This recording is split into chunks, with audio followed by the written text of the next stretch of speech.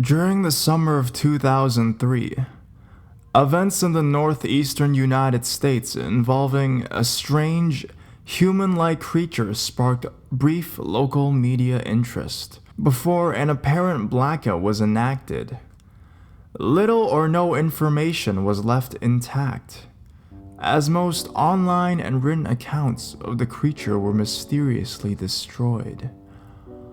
Primarily focused in rural New York State and once found in Idaho, self-proclaimed witnesses told stories of their encounters with the creature of unknown origin.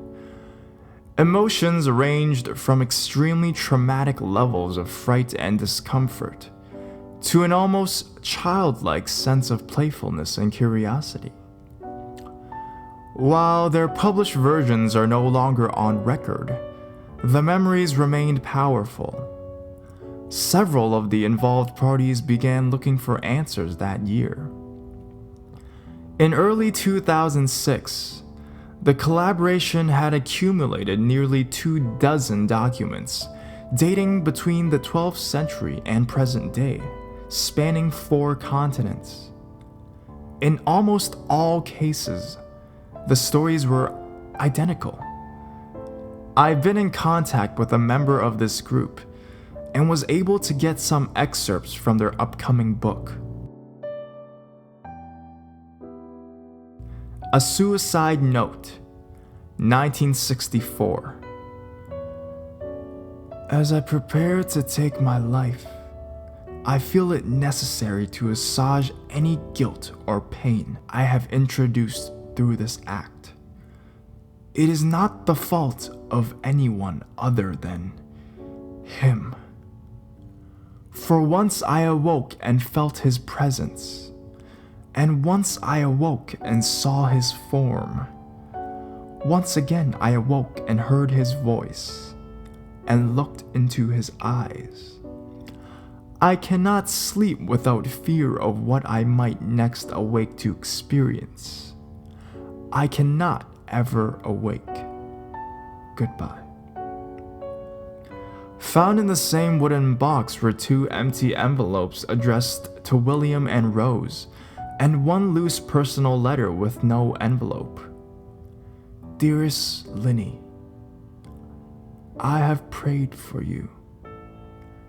He spoke your name. A journal entry, translated from Spanish, 1880. I have experienced the greatest terror. I have experienced the greatest terror. I have experienced the greatest terror. I see his eyes when I close mine. They are hollow, black. They saw me and pierced me. His wet hand. I will not sleep. His voice. A Mariner's Lodge, 1691. He came to me in my sleep. From the foot of my bed I felt a sensation. He took everything. We must return to England. We shall not return here again at the request of the Rake. From a Witness, 2006. 3 years ago, I had just returned from a trip from Niagara Falls with my family for the 4th of July. We were all very exhausted after a long day of driving. So my husband and I put the kids right to bed and called it a night. At about 4 a.m., I awoke thinking my husband had gone up to use the restroom. I used the moment to steal back the sheets, only to wake him in the process. I apologized and told him I thought he got out of bed. When he turned to face me, he gasped and pulled his feet up from the end of the bed so quickly his knee almost knocked me out of the bed. He then grabbed me and said nothing. After adjusting to the dark for half a second, I was able to see what caused the strange reaction. At the foot of the bed, sitting and facing away from us, there was what appeared to be a naked man, or a large hairless dog of some sort. Its body position was disturbing and unnatural, as if it had been hit by a car or something. For some reason, I was not instantly frightened by it, but more concerned as to its condition. At this point, I was somewhat under the assumption that we were supposed to help him. My husband was peering over his arm and knee, tucked into the fetal position, occasionally glancing at me before returning to the creature. In a flurry of motion, the creature scrambled around the side of the bed, and then crawled quickly in a flailing sort of motion right along the bed until it was less than a foot from my husband's face.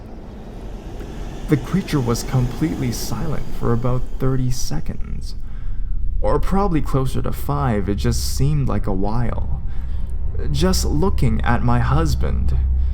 The creature then placed its hand on his knee and ran into the hallway, leading to the kids' room. I screamed and ran for the light switch, planning to stop him before he hurt my children. When I got to the hallway, the light from the bedroom was enough to see it crouching and hunched over about 20 feet away. He turned around and looked directly at me, covered in blood. I flipped a switch on the wall and saw my daughter, Clara. The creature ran down the stairs while my husband and I rushed to help our daughter. She was very badly injured and spoke only once more in her short life. She said, "He is the Rake." My husband drove his car into a lake that night while rushing our daughter to the hospital. They did not survive. Being a small town, news got around pretty quickly. The police were helpful at first, and the local newspaper took a lot of interest as well. However, the story was never published, and the local television news never followed up either. For several months, my son Justin and I stayed in a hotel near my parents' house.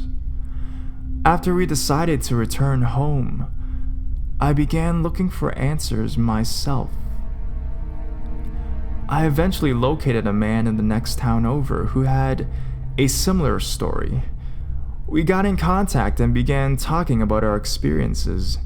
He knew of 2 other people in New York who had seen the creature we now refer to as the Rake. It took the 4 of us about 2 solid years of hunting on the internet and writing letters to come up with a small collection of what we believed to be accounts of the Rake. None of them gave any detail, history, or follow-up. One journal had an entry involving the creature in its first 3 pages, and never mentioned it again. A ship's log explained nothing of the encounter, saying only that they were told to leave by the Rake. That was the last entry in the log. There were, however, many instances where the creature's visit was one of a series of visits with the same person. Multiple people have mentioned being spoken to, my daughter included. This led us to wonder if the Rake had visited any of us before our last encounter. I set up a digital recorder near my bed and left it running all night, every night, for 2 weeks. I would tediously scan through the sounds of me rolling around in my bed each night when I woke up. By the end of the 2nd week, I was quite used to the occasional sound of sleep while blurring through the recording at 8 times the normal speed. This still took almost an hour every day. On the first day of the 3rd week, I thought I heard something different. What I found was a shrill voice. It was the Rake. I can't listen to it long enough to even begin to transcribe it. I haven't let anyone listen to it yet. All I know is that I've heard it before, and I now believe that it spoke when it was sitting in front of my husband. I don't remember hearing anything at the time, but for some reason, the voice on the recorder immediately brings me back to that moment. The thoughts that must have gone through my daughter's head make me very upset. I have not seen the rake since he ruined my life, but I know that he has been in my room while I slept. I know and fear that one night I will wake up to see him staring at me.